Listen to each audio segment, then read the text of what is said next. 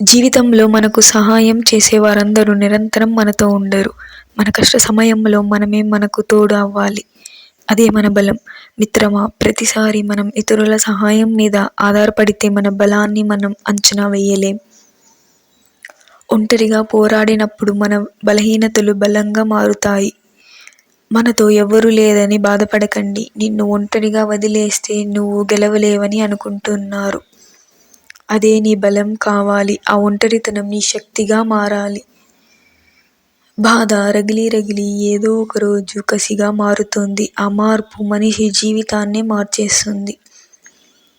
ఒంటరితనాన్ని ఎదుర్కొనే తీరులోనే బ్రతుకు మార్చుకునే విధానం దాగి ఉంటుంది. కొన్ని రోజులు నిన్ను గెలుస్తాయి, కానీ కొద్ది రోజులు మాత్రమే. అది నీ నిర్ణయమే. నువ్వు మోయవలసిన భారమే. ఎంతటి కష్టమైనా నువ్వు చేరుకోవాల్సిన తీరమే. మనసు బాలేనప్పుడు మౌనమే గొప్ప సంగీతం.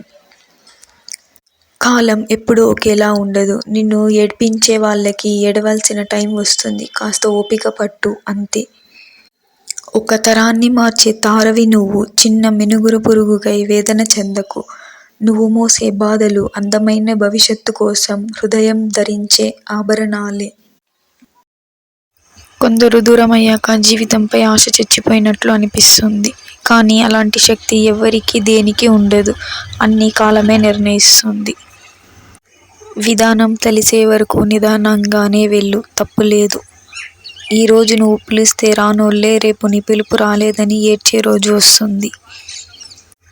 నిన్ను కాదన్నారని పిచ్చోడిలా మారిపోకు. కాదన్నోళ్ళకి పిచ్చెక్కేలా ఎదిగి చూపించు. మిత్రమా, కోల్పోయినప్పుడు కాదు, కోలుకుంటున్నప్పుడు అర్థమవుతుంది జరిగింది అంతా మన మంచికే అని. ఎవరో లేకుంటే బ్రతకలేను, రాకుంటే గెలవలేను అని ఎప్పటికీ అనుకోకు. నీడ కూడా తోడు రాని చోటైనా, నీది కాని రోజైనా నువ్వు గెలవాలి అనుకున్నప్పుడు గెలిచి చూపాల్సిందే. తుప్పు పడితే ఇనుముని కూడా తప్పు పడుతారు. నువ్వు ఎంతటి బలవంతుడు అయినా నీ ఆలోచనలకు తుప్పు పట్టనివ్వకు.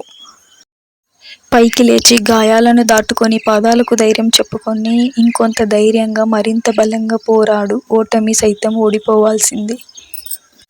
కురుక్షేత్రం తప్పదు అన్నప్పుడు కాలక్షేపం పనికిరాదు కదా.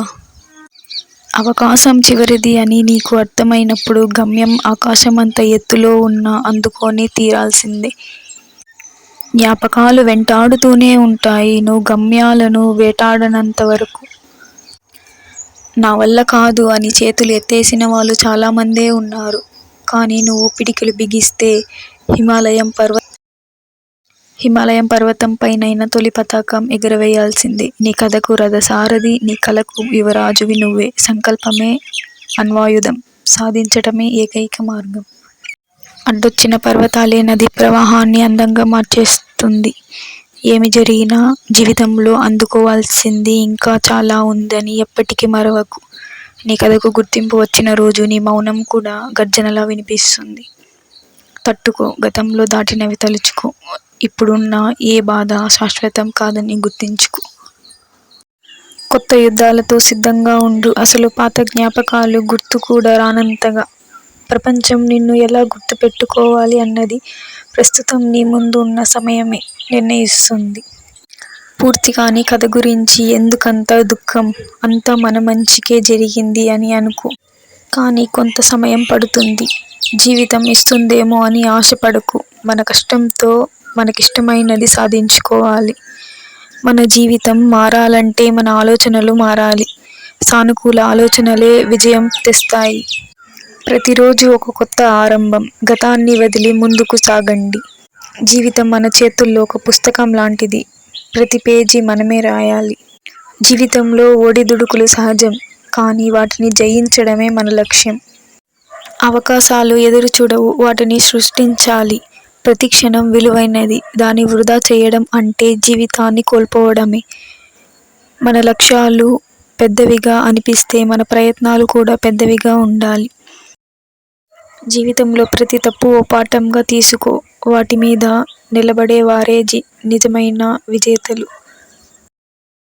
జీవితంలో కష్టాలు ఉన్నప్పుడు భయపడకండి. అవి మీ బలాన్ని పరీక్షించడానికే వస్తాయి. పతనం అనేది గెలుపు దగ్గరికి తీసుకెళ్లే మొదటి మెట్టు. మీ ప్రయాణం నెమ్మదిగా ఉండవచ్చు, కానీ ఆగిపోవద్దు. మీరు ఎవరిని ప్రభావితం చేయాలనుకుంటే ముందుగా మీ జీవితం మారాలి.